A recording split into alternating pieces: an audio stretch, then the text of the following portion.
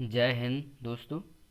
Unit 5 सम्मिलित अध्याय 8 विद्युत चुम्बकीय तरंग। इससे पहले हम यूनिट 1 एवं 2 एवं 3 और 4 के वीडियो हम पहले ही बना चुके हैं। अगर आपने उन्हें नहीं देखे हैं तो आप हमारे इस वीडियो के डिस्क्रिप्शन में जाकर मैं उनकी लिंक दे दूंगा, आप वहां जाकर उन्हें देख सकते हैं। पहला देखते हैं हम बहुविकल्पी प्रश्न। सबसे कम तरंगदैर्घ्य है, तो इसका सही उत्तर है सबसे कम तरंगदैर्घ्य तीसरा गामा किरणों की।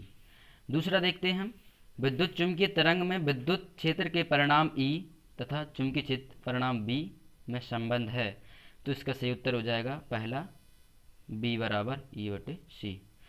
तीसरा देखते हैं, ओजोन मंडल अवशोषित करता है, तो ओजोन मंडल परावैंगनी विकिरण अवशोषित करता है, इसका सही उत्तर चौथा हो जाएगा परावैंगनी विकिरण।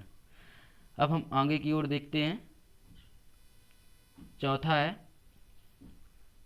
यदि विद्युत चुम्बकीय तरंग में विद्युत वेक्टर x दिशा में तथा चुम्बकीय वेक्टर y दिशा में है तो उसकी संचरण दिशा होगी, तो इसका सही उत्तर हो जाएगा तीसरा z दिशा। पांचवा देखते हैं, दृश्य प्रकाश के तरंगदैर्घ्य की कोटि है, तो दृश्य प्रकाश के तरंगदैर्घ्य की कोटि 10⁻⁻6 मीटर होती है, तो इसका सही उत्तर दूसरा 10⁻⁻6 मीटर हो जाएगा। अब हम इसमें रिक्त स्थान देखते हैं। विद्युत चुम्बकीय तरंगों के स्पेक्ट्रम में सर्वाधिक आवृत्ति वाली तरंग है, तो सर्वाधिक आवृत्ति वाली तरंग गामा तरंग है, तो इसका सही उत्तर हो जाएगा गामा तरंग। दूसरा देखते हैं हम, विद्युत चुम्बकीय तरंगें खाली स्थान होती हैं, तो विद्युत चुम्बकीय तरंगें अनुप्रस्थ तरंगें हो जाएंगी, इसका पहला सही हो जाएगा अनुप्रस्थ तरंगें। तीसरा देखते हैं हम, परावैंगनी लैंपों के बल्ब खाली स्थान के बनाए जाते हैं, तो परावैंगनी लैंपों के बल्ब क्वार्ट्ज कांच के बनाए जाते हैं, क्वार्ट्ज कांच के, तो इसका सही उत्तर हो जाएगा क्वार्ट्ज के बनाए जाते हैं। चौथा देखते हैं हम, जीवाणु नाशक के रूप में खाली स्थान तरंगों का उपयोग किया जाता है, तो जीवाणु नाशक के उपयोग रूप में परावैंगनी तरंगों का उपयोग किया जाता है, तो इसमें इस खाली स्थान में परावैंगनी आ जाएगा। आगे देखते हैं, सूक्ष्म तरंगों की तरंगदैर्घ्य का परास होता है, तो सूक्ष्म तरंगों की तरंगदैर्घ्य का परास 0.1 मीटर से 1 मीटर तक होता है। आगे देखते हैं हम यूनिट 6 सम्मिलित अध्याय 10 तरंग प्रकाश की। तो खाली स्थान हमारा पहला खाली स्थान है, ज्यामितीय छाया में प्रकाश के अतिक्रमण को खाली स्थान कहते हैं, तो इसका सही उत्तर हो जाएगा विवर्तन। ज्यामितीय छाया में प्रकाश के अतिक्रमण को विवर्तन कहते हैं। आगे देखते हैं हम दूसरा, श्वेत प्रकाश में पतली फिल्म के रंगीन दिखाई देने का कारण है, तो इसमें देने का कारण खाली स्थान की घटना है, तो इसका सही उत्तर हो जाएगा प्रकाश का व्यतिकरण, प्रकाश का व्यतिकरण की घटना है। आगे देखते हैं हम तीसरा, तरंग संचरण के दौरान समान कला में दोलन करते बिंदुओं के बिंदु पथ को खाली स्थान कहते हैं, तो इसका सही उत्तर हो जाएगा तरंगाग्र, तरंगाग्र कहते हैं। चौथा देखते हैं, बिंदु स्रोत के कारण उत्पन्न तरंगाग्र खाली स्थान होता है, तो इसका सही उत्तर हो जाएगा समतल, तो उसका तरंगदैर्घ्य समतल होता है। आगे देखते हैं पांचवा, तरंग स्रोत के प्रेक्षक से दूर जाने के कारण तरंगदैर्घ्य में वृद्धि को खाली स्थान कहते हैं, तो उसमें वृद्धि को डॉपलर प्रभाव कहते हैं, डॉपलर प्रभाव, इसका सही उत्तर हो जाएगा डॉपलर प्रभाव। अब हम आगे की ओर चलते हैं। यूनिट 7, इसमें भी अध्याय द्रव तथा विकिरण की द्वैत प्रकृति है। एक वाक्य प्रश्न है, इन्हें आप नोट कर लीजिएगा। धातु सतह से इलेक्ट्रॉन उत्सर्जन के लिए आवश्यक न्यूनतम ऊर्जा को क्या कहते हैं, तो धातु सतह से इलेक्ट्रॉन उत्सर्जन के लिए आवश्यक ऊर्जा को धातु का कार्यफलन कहते हैं, धातु का कार्यफलन, धातु का कार्यफलन कहते हैं। या फिर आप इसमें यह भी लिख सकते हैं कि धातु सतह से इलेक्ट्रॉन उत्सर्जन के लिए आवश्यक न्यूनतम ऊर्जा को देहली ऊर्जा भी कहते हैं। अब हम दूसरा देखते हैं, एक इलेक्ट्रॉन वोल्ट को जूल में व्यक्त कीजिए। तो एक इलेक्ट्रॉन वोल्ट बराबर 1.6 गुणित 10⁻⁻⁻19 जूल होता है। आप इसको जूल कर सकते हैं, 1.6 गुणित 10⁻⁻19 जूल। ध्यान रखिएगा, एक इलेक्ट्रॉन वोल्ट बराबर 1.6 गुणित 10⁻⁻19 जूल। आगे की ओर चलते हैं, किसी फोटोन से संबद्ध डी ब्रोगली तरंग बताइए। तो आपको इसमें बिल्कुल भी कंफ्यूज नहीं होना है। तो डी ब्रोगली तरंग यानी कि लैम्डा बराबर hc/E हो जाएगा। ई यहाँ पर फोटोन से संबंधित है, तो इसका सही उत्तर यही है, लैम्डा बराबर hc/E। चौथा देखते हैं, आइंस्टीन का प्रकाश विद्युत समीकरण है। तो आइंस्टीन का प्रकाश विद्युत समीकरण 1/2 mv max² बराबर h कोष्टक में न्यू माइनस न्यू 0 है। आप इसको भी ध्यान रखें, 1/2 mv² मैक्स बराबर h कोष्टक में न्यू माइनस न्यू 0। आगे चलते हैं हम, आपतित प्रकाश की तीव्रता बढ़ने पर प्रकाश विद्युत धारा पर क्या प्रभाव पड़ता है। तो आपतित प्रकाश की तीव्रता बढ़ने पर प्रकाश विद्युत धारा भी बढ़ती है। तो इसका सही उत्तर हो जाएगा, धारा बढ़ती है। आगे देखते हैं हम छठवां देखते हैं हम, आपतित प्रकाश की आवृत्ति बढ़ने पर प्रकाश विद्युत धारा पर क्या प्रभाव पड़ता है। तो आपतित प्रकाश की आवृत्ति बढ़ने पर प्रकाश विद्युत धारा पर कोई प्रभाव नहीं पड़ता है। तो इसका सही उत्तर हो जाएगा, कोई प्रभाव नहीं पड़ता है। इसको ध्यान रखिएगा, अगर आपतित प्रकाश की आवृत्ति बढ़ेगी तो प्रकाश विद्युत धारा पर कोई प्रभाव नहीं पड़ेगा। सातवां देखते हैं हम, आपतित प्रकाश की आवृत्ति बढ़ने पर उत्सर्जन इलेक्ट्रॉन की गतिज ऊर्जा पर क्या प्रभाव पड़ता है। तो गतिज ऊर्जा पर क्या प्रभाव पड़ता है। तो इसका सही उत्तर हो जाएगा, गतिज ऊर्जा बढ़ती है। इसका सही उत्तर हो जाएगा, गतिज ऊर्जा बढ़ती है। आगे देखते हैं हम, फोटोन किसे कहते हैं। तो आप इसको नोट कर लीजिएगा, मैं बता दूंगा। प्लांक के क्वांटम सिद्धांत के अनुसार विद्युत चुम्बकीय विकिरण ऊर्जा के छोटे छोटे बंडलों के रूप में चलते हैं। प्रत्येक कण को फोटोन या क्वांटा कहते हैं। आप समझ गए होंगे, एक बार मैं फिर से पुनः दोहरा देता हूं। प्लांक के क्वांटम सिद्धांत के अनुसार विद्युत चुम्बकीय विकिरण ऊर्जा के छोटे छोटे बंडलों के रूप में चलते हैं। प्रत्येक कण को फोटोन कहते हैं। आगे चलते हैं हम, 9वां देखते हैं, प्रकाश विद्युत सेल किसे कहते हैं। तो प्रकाश विद्युत सेल, इसको भी आप नोट कर लीजिएगा। किसी धातु तल पर प्रकाश डालने पर उससे इलेक्ट्रॉन उत्सर्जित होने की घटना को प्रकाश विद्युत प्रभाव कहते हैं। पुनः एक बार दोहराते हैं, किसी धातु तल पर प्रकाश डालने पर उससे इलेक्ट्रॉन उत्सर्जित होने की घटना को प्रकाश विद्युत प्रभाव कहते हैं। अब 10वां देखते हैं हम, प्लांक नियतांक का मात्रक तथा विमीय सूत्र। तो प्लांक नियतांक का मात्रक है जूल इंटू सेकेंड है, प्लांक नियतांक का मात्रक जूल इंटू सेकेंड है, और इसका विमीय सूत्र है ml² और t पे घात है -1। इसको ध्यान रखिएगा, और इसका मान भी हम आपको बता देते हैं। इसका मान है, प्लांक नियतांक का मान 6.63 गुणित 10 पे घात है -34 जूल इंटू सेकेंड। अब हम सही जोड़ी की ओर देखते हैं। हम पहली सही जोड़ी है, इन्हें आप अच्छी तरह से देखें।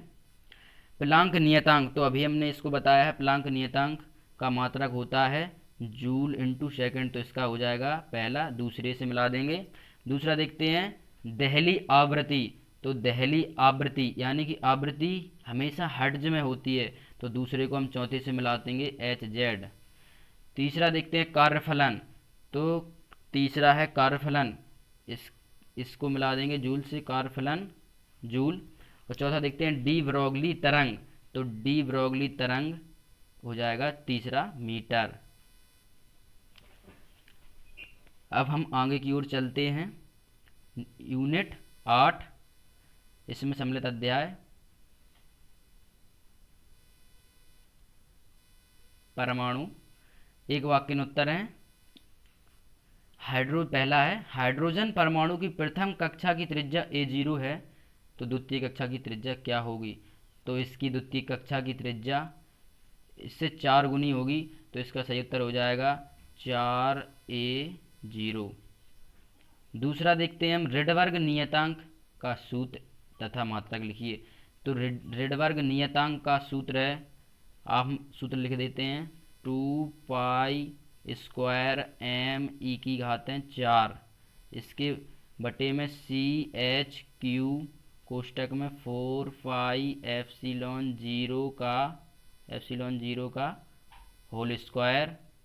या फिर आप इसको और भी तरीके से लिख सकते हैं, हम रिडबर्ग नियतांक का मात्रक बताते हैं, तो इसका मात्रक है, रिडबर्ग नियतांक का मात्रक है मीटर इनवर्स, आप इसको ध्यान रखिएगा।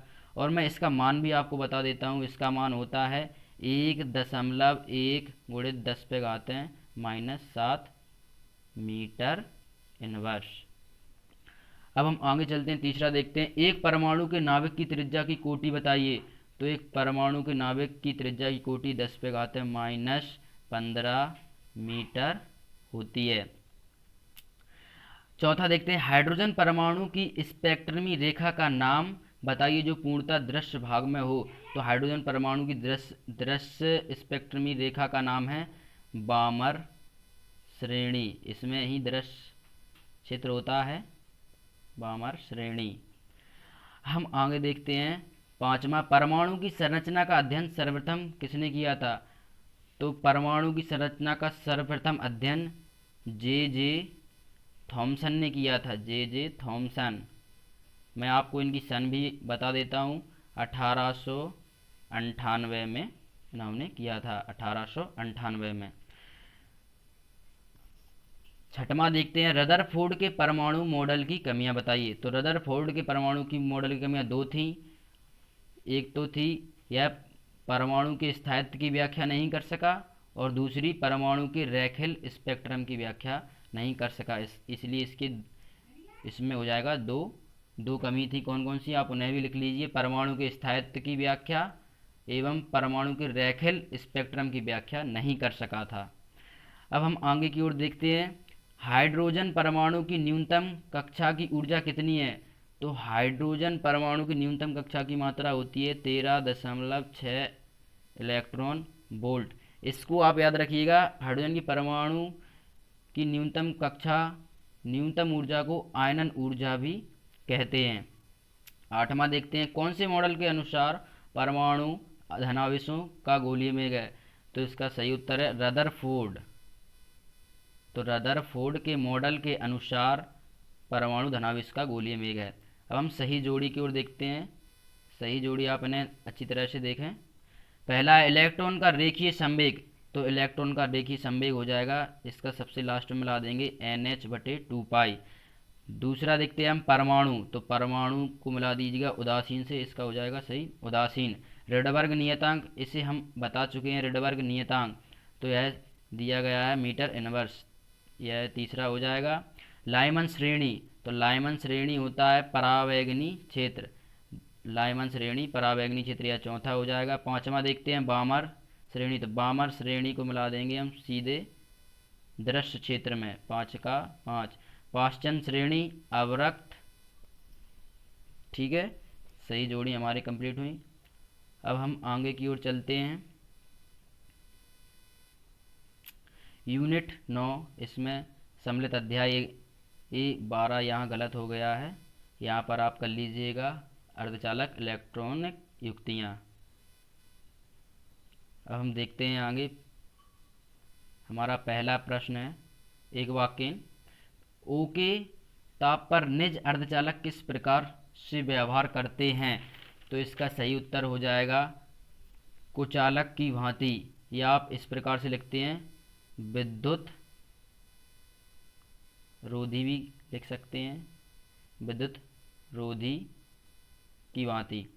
दूसरा देखते हैं, पी प्रकार के अर्धचालक में बहुसंख्यक व अल्पसंख्यक आवेश वाहक बताइए। तो इसमें कुछ नहीं करना है, आपको आवेश बताना है। तो इसका आवेश होगा, आवेश बताना है कि किस माध्यम से यह वाहक है। तो पी प्रकार के अर्धचालक एवं बहुसंख्यक व अल्पसंख्यक आवेश इलेक्ट्रॉन वाहक है। तो इसका सही उत्तर हो जाएगा इलेक्ट्रॉन वाहक। तीसरा देखते हैं, नैंड गेट का बुलियन व्यंजक लिखिए। तो नैंड गेट का बुलियन व्यंजक हम आपको बताते हैं, y बराबर a इंटू बी पर वार। आगे चलते हैं हम, एलईडी क्या है? तो आप एलईडी, इसको ध्यान रखिएगा, यह एक प्रकाश डायोड है। एलईडी एक प्रकाश डायोड है। पांचवा देखते हैं, सार्वत्रिक गेट कौन कौन से हैं? नाम लिखिए। तो आपको हम बताते हैं सार्वत्रिक गेट कौन कौन से हैं। सार्वत्रिक गेट एक तो है नैंड, सार्वत्रिक गेट नैंड, और दूसरा है नोर। ओके, आगे चलते हैं, दिष्टकारी का कार्यफलन कौन सी अर्धचालक युक्ति करती है? तो इसमें इसका सही उत्तर है पीएन संधि डायोड, पीएन संधि डायोड। अदिष्टकारी का कार्य पीएन संधि डायोड अर्धचालक की युक्ति करती है। हम सही जोड़ी देखते हैं, आपने अच्छी तरह से ध्यान से देखें। पहली सही जोड़ी है नैंड, तो इसको हम मिला देंगे ए इंटू बी वेक्टर से, पहले को मिला देंगे हम तीसरे से। दूसरा देखते हैं नैंड, दूसरा देखते हैं एंड, एंड को मिला देते हैं हम ए इंटू वी, लास्ट में से ए इंटू वी। नॉर को देखते हैं हम तीसरा, नॉर को मिला देंगे ए प्लस बी पर वार, यानी कि दूसरे से। चौथा देखते हैं और को मिला देंगे हम ए प्लस वी, यानी कि पहले से। पांचवा नॉट, तो आप पांचवें को मिला दीजिएगा, जो शेष बचा है पांचवा, यानी कि ए वेक्टर। सही जोड़ी आपके समझ में आ गई होंगी। धन्यवाद।